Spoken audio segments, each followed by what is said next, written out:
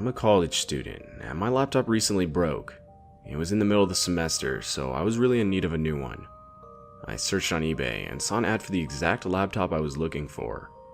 It was a miracle. It was the new HP Pavilion for an absurdly low asking price. I was so excited I immediately bought it, as it was only listed a few hours ago, and I wanted to be sure to get it before anyone else could. Although the thought of it being a scam never even crossed my mind once when buying it. As I waited a while for the laptop arrive, I'd constantly go back to the page and look at it with anticipation. I was excited. It felt like Christmas. And just over a week later, the laptop finally arrived. A bit annoyed, I noticed that there wasn't much protection for the laptop in the box it came in. But luckily it was fine, and it didn't have any visible damage. I opened the laptop and immediately saw a sticky note on the screen. It was a 4-digit PIN. I was confused. Why would the seller not remove their account prior to sending the laptop? It made no sense to give me the PIN to sign into their account. Why wouldn't you just do a hard reset before shipping it? Of course, I ignored my suspicion and used the PIN to sign into the account. When typing in the PIN, I couldn't help but notice the profile picture to the Outlook account was solid black. A bit eerie, but I continued to sign in anyway. There was nothing special at first. The background was a standard default image of a beach that Microsoft uses with its computers. I assumed all the files and everything would be cleared, and most of them were, but I couldn't help but notice some files still remained on the laptop. What sensible person would leave their files for a stranger to see? Anyway, I was looking through the files. They all looked to be normal photos and videos. They were photos of woods and a river. They didn't seem planned out though, almost as if the photos were accidents. They weren't even symmetrical, and some were just blurry and honestly terrible photos, almost as if they were purposely bad. There was also a single picture of a room. It looked very simple, plain. It had beige walls, a bed, a large vent, and a light. The light made the room look really strange. But just then, I came across a video. The video was absolutely terrifying. It featured off-putting audio, and this weird combination of videos of this man in a very disturbing Mickey Mouse mask, and it was cutting back and forth from him to some very disturbing clips that I couldn't make out. I could hear groans and some shuffling. Earth, Wind and Fire's September was also playing in the background. After a rewatch, I was very uneasy. The combination of all these things made for a very unsettling video. I instantly went back to the ad on eBay for some answers. But it was gone. I couldn't remember the seller's name, but I do remember what town it was shipped from. It was a small town in Utah I had never heard of. I looked it up to realize that that town didn't even exist.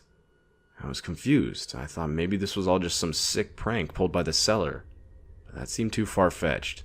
What person would go through the process of setting up an eBay ad, making this video, putting it on a nice computer and selling it at such a low cost, and even giving sign-in info of his account? It didn't make sense.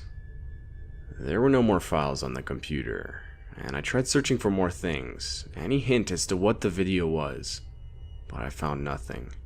After messing around on the laptop for a bit, I decided to call it a night and head to bed. The next day, I got up at around 6:30 in the morning and went to school. When I got back home later that day, I went to my laptop and sat down, hoping to unwind for the rest of the day. I opened my laptop, and that's when I saw it.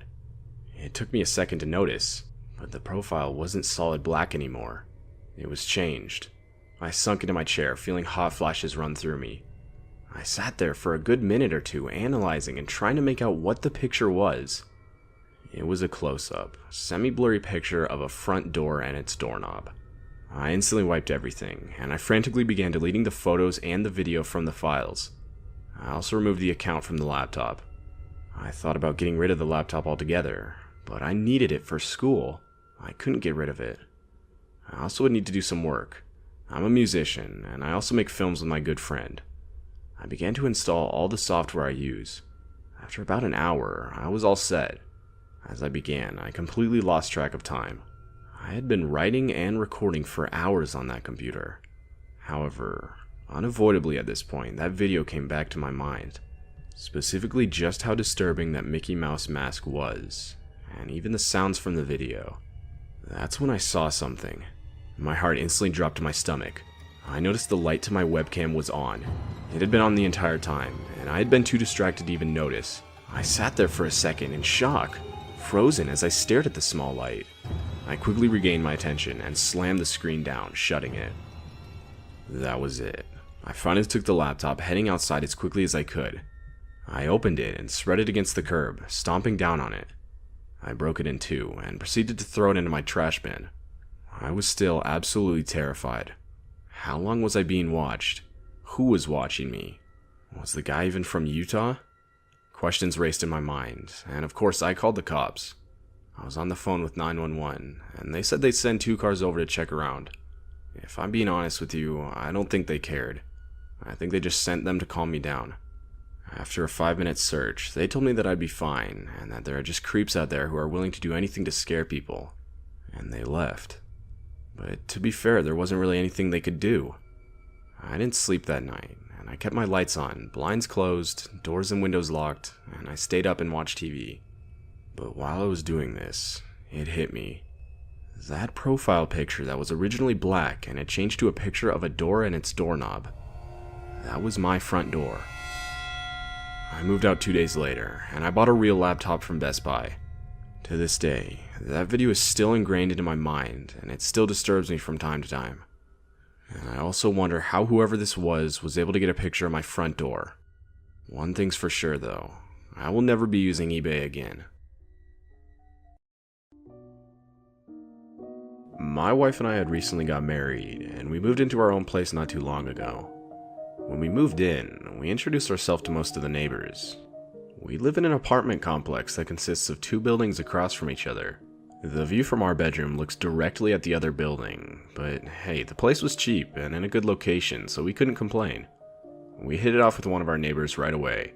His name was Jeff. He was a bit older, probably mid-30s. Anyway, I go to the gym a lot, and I like to use headphones when I'm working out. Though my headphones recently broke, so I decided to start my search for new ones on eBay.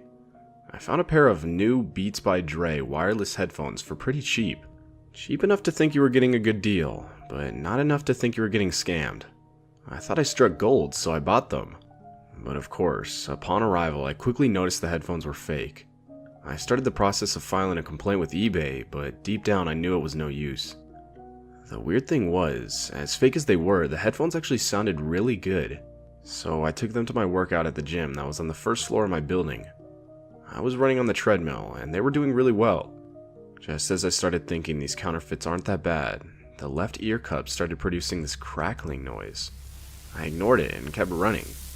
Then, a loud bang came from both of the cups, and I nearly tripped on the machine, it was so loud. I stopped. Silence completely overtook the headphones.